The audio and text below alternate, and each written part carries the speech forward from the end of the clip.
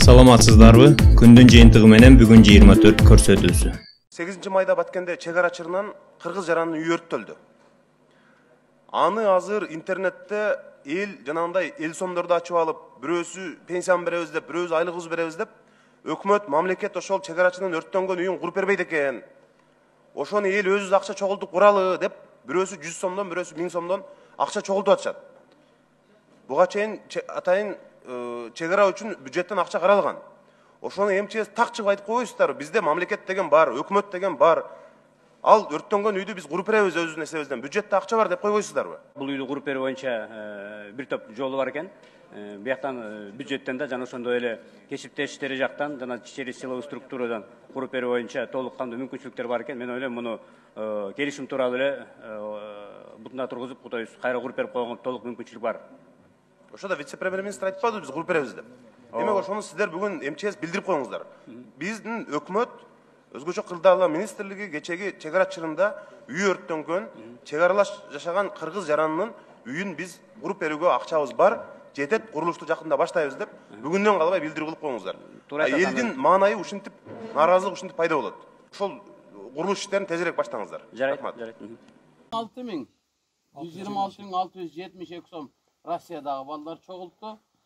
Кыргызстандагы тааныштар болуп отуруп, элдер болуп отуруп, булар 49 миң чогулушту. Ошону менен жалпы эсеби сиздин алдыңызга азыр 175.672 сом акчаны алып келдим. Рахмат. Ошол жалпы ошол биз интернеттен угуп кол кабыш кылалы деген биздин жалпы бүт туугандардын, достордун, агалардын, эжелердин атынан ушунча акча келди азыр сиздин колуңузга. Ошолорго рахмат. Ошол аманатты Сиздерге рахмат. Ошол аманатты сиздин колуңузга тапшырып коелу деп жерден келдик. Ошону балдардын аманаты ушул мынакей. Ушу баягы үй күйгөндө калкыган пул ушул да. Потом Баткендеги окуяларды айтып атасыңар да, видео эл жүктөп атат баткендиктер. Урматтуу таможня. Цистерны грузами, вот эти огромные машины ездят. Мен сурасам публично, ма өкмөттүн мүчөлөрү айтып атат, контрабанда жок деп. Азыр камера айтып койгулачы, контрабанда барбы? Сиздин жоогуңуздан кийин мен баткендиктерден суранам да, ошонун баарын видеону жүктөгүлө деп. Эльвира Жыргалбековна, саламатсыздарбы? Эми биринчиден контрабанда боюнча экспортты контрабанда бул кандай болуп атат ал жерде? Тиги заправкаларга куюлуп атат, ал жерден уже каждый физлицо өзүнүн машинесине куюп чыгып кетип атат. Такого системной контрабанды нету. Граница жабык болсо, Таджикстанда коронавирус күчөп атса, границада биздин эмелерибиз пограничтер атылып атса, эмнеге жаппайсыңар анда? Перевозкалар жүрүп эле атат да. Перемещение физлиц, оно сейчас ограничено, а перемещение грузов идет. То есть все, которые там вот эти цистерны пересекают границы, это все официальные предприниматели, которые платят налоги, туда правильно? Цистернами ГСМ не пересекает Таджикстанга. Я, конечно, очень извиняюсь, да. Вы посидите один день, вот у вас телефон есть, вот сейчас будете сидеть, промежутки полистайте, видео загружаются. Я не говорю за себя. Хорошо, я скажу, что я вам верю. И когда я в комментариях пишу, нет, контрабанды нет, уважаемые кыргызстанцы, это люди, это там предпринимательство, которые платят налоги, это добросовестные предприниматели ДСМ, они надо мной смеются. Вы там в доле сидите, поэтому вот видео он каравалглади. Но эти вещи же открыты. У нас проблема мискоммуникация доходит. Мы не слышим народ не понимает, о чем мы говорим. На местах барды бизге жүктөп атышат видеолорду. Буну өзүңүз кийин видеодан тактап, я когда скачаю, я вам лично тоже это отправлю, потом будете рассказывать, есть там контрабанда или нет. Но я считаю, что пока вот эти вещи мы не научимся открыто говорить и открыто народу доносить, что мы не врем, нам никто уже не верит.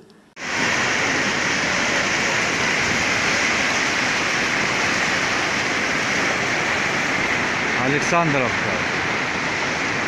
Чё там?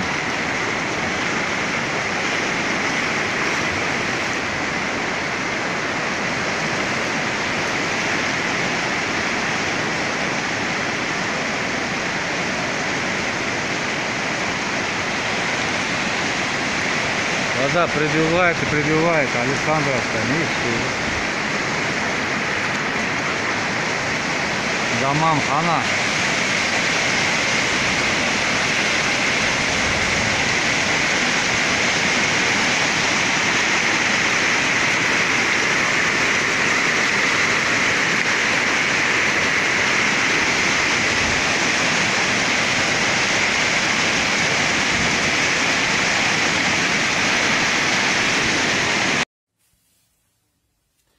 Assalamu alaikum.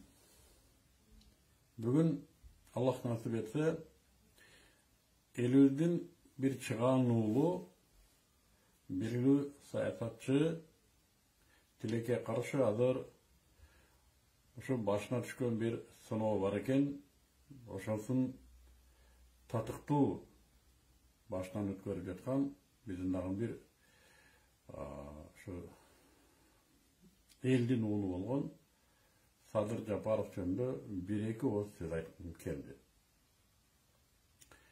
Bugün Allah Taala'nın ıyık ayı Ramazan kündörü. Bilesizler, bargan sayın uşu bizdin eldin mындай bir gülü katarı, kaymağı katarı elestete turgan uul kızlar var bolsa, bargan sayın uşulardын bardыгы seyrектеп baratkандай сезиле баштады мага. Мынау кайра курунун башында аябай баралына жеткен толуп турган bir ушундай гүлкана болгон экенбиз дейм да.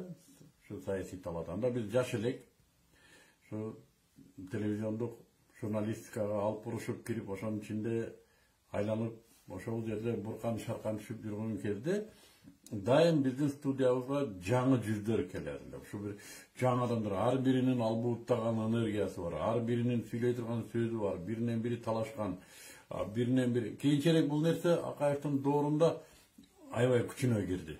Аябай тапталган саясатчылар пайда болду. Кийинки революциялар барып кайра ошол нерсе ындыны өчүп, билбейм азыр телевизиондук студияларга кимдерди чакырат да алар эмнелерди сүйлөйт. Мен билбейм. Булардын сейректеп жатышынын себептерин тарых өзү айтат келечекте.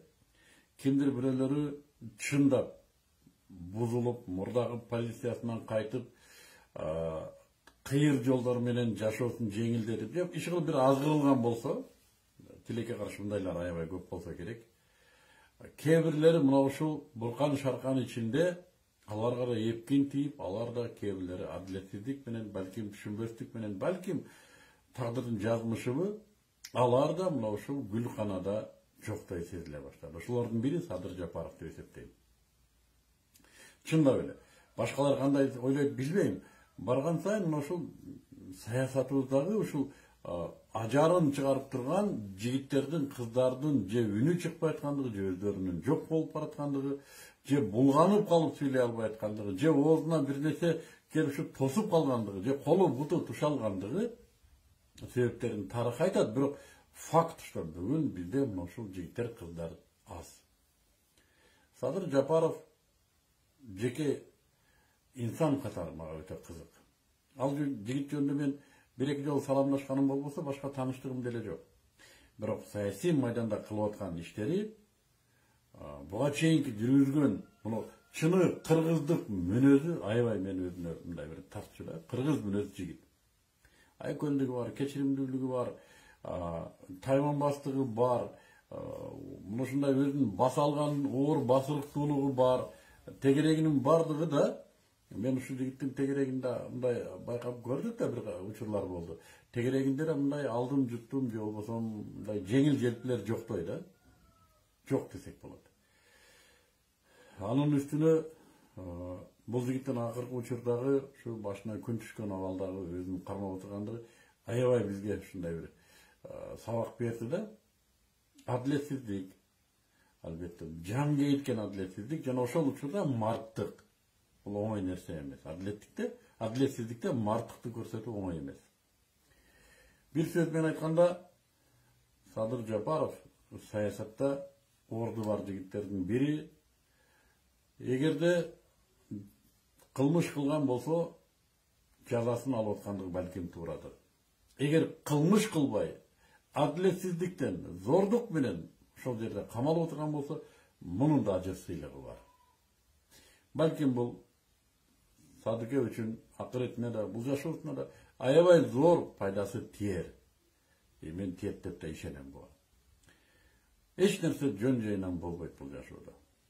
Бүгүн ушу Рамазан күндөрү Садыкеге мен аябай ушундай бир чын жүрөгүмөн, ушу бир турганы катары, мекендеши, жердеши катары каалоом.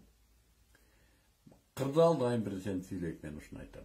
Балким ушул кырдаал сизди курчутуп, сизди дагы да болсо алдыга чоң ушундай толкун ташкындарга даярдап аткандыр. Ошондуктан башка түшкөндү сиздей мартык менен көтөрүү көп жигиттерге насип кылсын дейм да, сизди Аллах Таала ошо Рамазан күндөрү бир мекендешиңиздин болбос жупуну сөзү менен жүрөгүңүзгө бир жылуулук берсин деп тилейм. Аллах Таала да алдыңыздагы аябай көп нерселерди, аябай көп жакшылыктарды тартуулайт. Мен буга ишенем. Жана сиз элиңиз үчүн өзүңүздү садага чапкан жигиттерденсиз. Бекем болуңуз. Айтайын деген дагы бир нерсе. Аллах Субханаху ва Таала кайсы пендесин сүйсө, периштелердин айтат экен, периштелер, карагыла мына пендемди мен сүйдүм, силер да сүйгүлө, адамдарга да буйругула сүйсүн деп. Эгер кайсы бир пендесин жек көрсө, Аллах Таала периштелердин айтат экен, мен муну жек көрдүм, силер да жек көргүлө, адамдарга буйругула, алар да жек көрсүн. Кээ бир саясатчылар бар, адамдарга акчаларды чачат, ушу иштеп элаткандай бир нерселер кылып элаткандай, бирок Аллах Таала жек көргөндүгү үчүн го адамдар да жек көрөт, караңыздар. Жаман көрөт ушуларды. Кээ бир саясатчылар бар, эч нерсе кылбаса да Аллах Таала сүйгөндүгү үчүн элдин бардыгы сүйөт. Азыр сиз бир нерсе кыла турган абалыңыз эмес.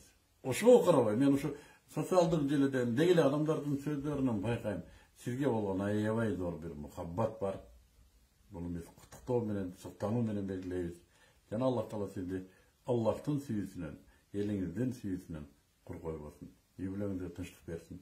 Ушул Рамазан сизге эң жакшы Рамазан айларынан, эң мына ушундай алгылыктуу ийгиликтердин башатынан кылып берсин Аллах Таала. Сизге тынчтык каалоо менен мен Муктей Арстанбек. Assalamu алейкум. Каналга жазылууну унутпаңыздар. Биринчилерден болуп маалымат алуу үчүн коңгуроочону басыңыз. Дайыма ден соолукта болуңуздар. Сиздер менен бүгүн 24 маалымат топтому болду.